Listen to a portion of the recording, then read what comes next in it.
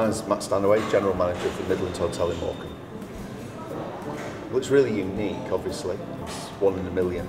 And we find that all guests have their own individual expectations of the hotel, which we always, of course, try and do our best to meet and, if possible, exceed. The original features that you can see around you are in situ, and as many as possible have been kept in place. But equally, we're very mindful that we need to mix that with the facilities that one does expect of a four-star hotel. People genuinely love the place.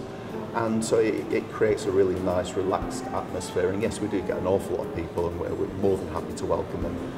Okay, well, it was Urban Splash who designed the hotel, who redesigned the hotel rather. And I think what they tried to do was really keep in mind the original philosophy of the hotel when it opened in 1933, that was for it to be very, very modern.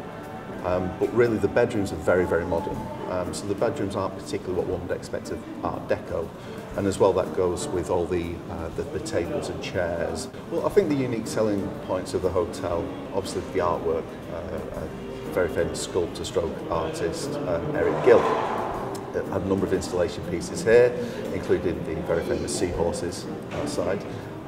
The architect was Oliver Hill, who was quite radical for his time as well, and we've got replica rugs from the designer Marion Don. So all that kind of history and art is within the hotel. I think the staircase is probably the one thing that people go away with the memory of. It's very, very unique. It's right in the middle of the building, so you can't miss it. And we do get people coming in, looking up, and just taking the time to walk up and down, and then go, which is fine. It's really nice that people have such an interest in the hotel.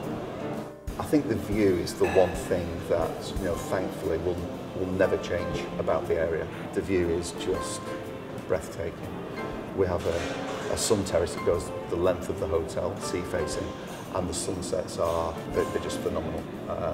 We get people just sitting in the sun terrace watching the sunset, and of course having dinner, coming down to dinner and looking over the bay towards Grange, Barrow, unspoilt view. It's tremendous. And just next to that we do have our main restaurant, which again has the fantastic views across the bay.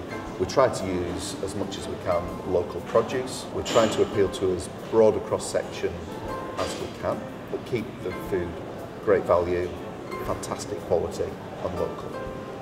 One feature of the hotel is our rotunda bar, which is a little bit different to the rest of the hotel. Ultra modern, open to the public every day. We open from 12 o'clock every day, food served in there, and it is in the original location of what was called the rotunda bar. So it's a circular bar, but there's some very almost sci-fi booths around it, and there's some great outside seating with that view across the bay. Relationships with local suppliers again with regards to our beverages. We have a relationship with Lancaster Brewery, so we've got a number of their beers in. Well, we do a number of cocktails, and some of them are classics, which again people would expect of a four-star hotel. Two of the most popular cocktails that we do would be the Mojito Strawberry Daiquiri, which has got our bar manager's own unique spin on it. So there's a number of classic cocktails, but there's also a number that we have come up with ourselves, and also we have run cocktail competitions in the past where the winning entry gets to go on our cocktail list, which have proved very popular as well. We've actually just upgraded the breakfast, or should I say enhanced the breakfast. I think our breakfast was always great, it's freshly cooked, but we've done a lot of research, cooked English breakfast, or we have homemade granola bars, yogurts, a number of things, and little unique things, as with everything to do with the Midlands.